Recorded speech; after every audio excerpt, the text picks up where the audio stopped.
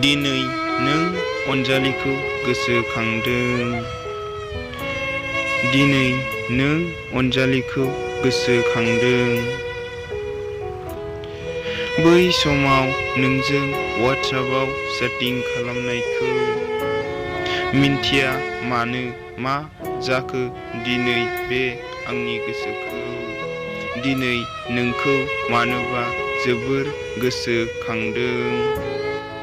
गोसोखांदों नोंनि बै लिरना हरनाय रावखौ आरो गोसोखांदों बै हरफोराव जेब्ला नोंजों चैटिं खालाम अफ जालांनायखौ मिन्थिया मानो मा जाहोन सोरनि थाखाय नों आंजों रायज्लायनायखौ बावगारलांखो गोसोखाङो नोंनि रैसुमै राव नोंनि मिनिनाय आरो आंखौ जंखायनायखौ